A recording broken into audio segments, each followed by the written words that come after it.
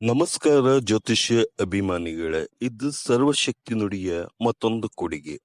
ಮನುಷ್ಯ ಜನಿಸಿದ ದೇಹದ ವಿವಿಧ ಅಂಗಗಳ ಮೇಲೆ ಹುಟ್ಟುವಾಗಲೇ ದೇವದತ್ತ ಶುಭ ಮತ್ತು ಅಶುಭ ಫಲ, ಗುಣ, ನಡತೆ, ಜೀವನ, ಭವಿಷ್ಯದ ಮಾರ್ಗಸೂಚಿ, ಜೀವನ ಶೈಲಿ, ಅವರ ಗುಣ, ಅವರ ಪೂರ್ವ ಜನ್ಮದ ಪಾಪ ಪುಣ್ಯದ ಅನುಗುಣವಾಗಿ ದೇವರಿಂದ ಬಳುವಳಿಯನ್ನು ಪಡೆದ ಮಚ್ಚೆ, ಸಂಗಾತಿ, ಚುಕ್ಕಿ, ಕಾರೆಳ್ಳು, ತಿಲ ಎಂದು ಕರೆಯುವ ಹುಟ್ಟು ಮಚ್ಚೆಯು ದೇಹದ ಯಾವ ಯಾವ ಅಂಗದ ಮೇಲೆ ಇದ್ದರೆ ಯಾವ ಯಾವ ಫಲ ನೀಡುವುದು ಎಂಬುದರ ಬಗ್ಗೆ ಈ ವಿಡಿಯೋದಲ್ಲಿ ತಿಳಿಸಲಾಗಿದೆ. ಈ ಇಂದಿನ ವಿಡಿಯೋದಲ್ಲಿ ತಲೆಯಿಂದ ಕುತ್ತಿಗೆಯವರೆಗೆ ಇರುವ ಮಚ್ಚೆಯ ಫಲಾಫಲವನ್ನು ತಿಳಿಸಲಾಗಿದೆ.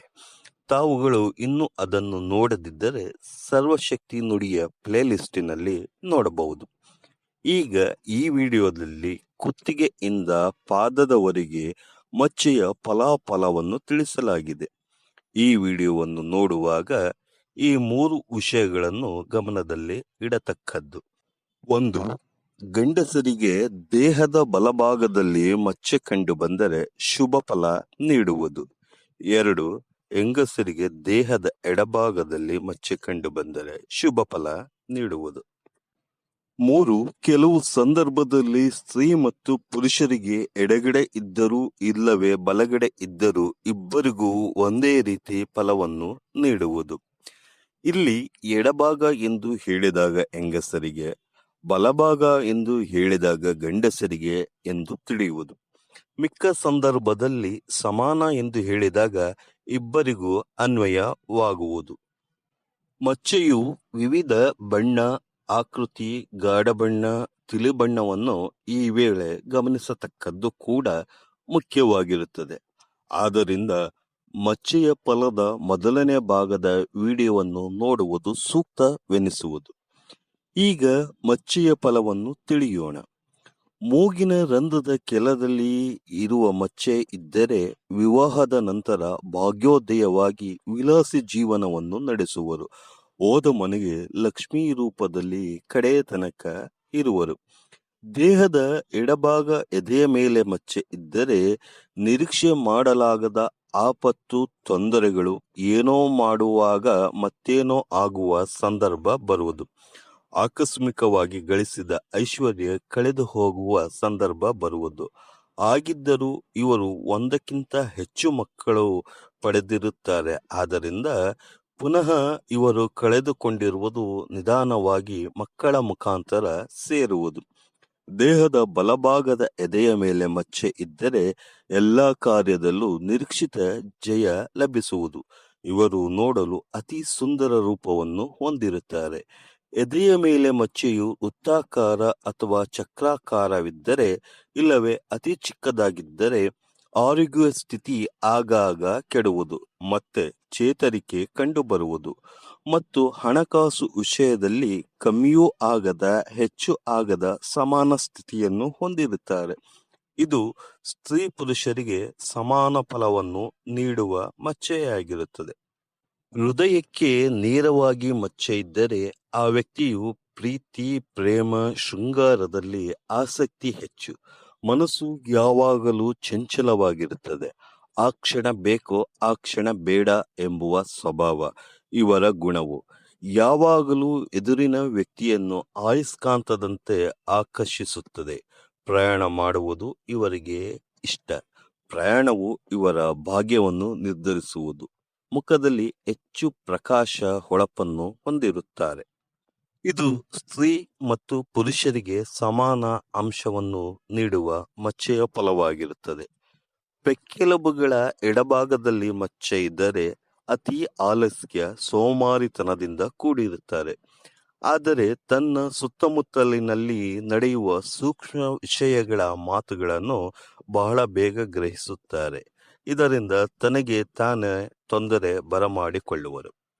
ಹೊಟ್ಟೆಯ ಮಧ್ಯ ಮಚ್ಚೆ ಇದ್ದರೆ ಸಾಹಸವಂತರು, ಯಾರಿಗೂ ಹೆದರದವರು, ನಿಂತು ಹೋರಾಟ ನಡೆಸುವ, ಓಡಿ ಹೋಗದ ಗುಣ ಉಳ್ಳವರು ಆಗಿರುತ್ತಾರೆ. ಊಟ ಉಪಚಾರದಲ್ಲಿ ಎಲ್ಲರಿಗಿಂತ ಒಂದು ಕೈ ಹೆಚ್ಚಾಗಿ ಸೇವಿಸುತ್ತಾರೆ. ತನ್ನ ಹಿತವನ್ನು ಮಾತ್ರ ಕಾಪಾಡಿಕೊಳ್ಳುವರು. ಅದೃಷ್ಟ ತಮ್ಮ ಬಳಿ ಇರುವ ವಸ್ತ್ರ ಮತ್ತು ವಸ್ತುಗಳಿಂದ ಕಾಲ ಕಳೆಯುವರು. ಹೆಚ್ಚಾಗಿ ಇವರು ಖರ್ಚು ಮಾಡದೆ ಉಳಿಸುವ ಪ್ರವೃತ್ತಿಯನ್ನು ಹೊಂದಿರುವರು. ಇದು ಸಮಾನ ಫಲವನ್ನು ನೀಡುವ ಮಚ್ಚೆಯಾಗಿರುತ್ತದೆ. ಎಡತೊಡೆಯ ಮೇಲೆ ಮಚ್ಚೆ ಇದ್ದರೆ ಅತ್ಯಂತ ವೈಭವ ಪ್ರೇರಿತವಾಗಿ ಐಶ್ವರ್ಯ, ವಾಹನ, ಆಳು ಕಾಳುಗಳಿಂದ ವಿಲಾಸಿ ಜೀವನ ನಡೆಸುವರು. ಮುತ್ತೈದೆಯಾಗಿ ಕಡೆತನಕ ಇರುವರು.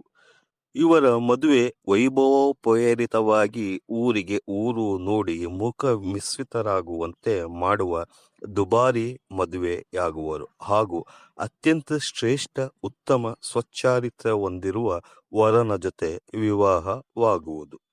ಬಲತೊಡೆಯ ಮೇಲೆ ಮಚ್ಚೆ ಇರುವವರು ಶ್ರೀಮಂತಿಕೆಯನ್ನು 32ನೇ ವಯಸ್ಸಿನ ನಂತರ ಇವರ ಬದುಕು ಬದಲಿಸುವುದು. ಯಾವಾಗಲೂ ಸ್ನೇಹಿತರು, ಬಂಧು ಬಳಗ ಇವರನ್ನು ಸುತ್ತುವರೆದಿರುತ್ತಾರೆ. ವಿದೇಶದಲ್ಲಿ ನೆಲೆಸುವ ಯೋಗ ಇವರಿಗೆ ಇರುತ್ತದೆ.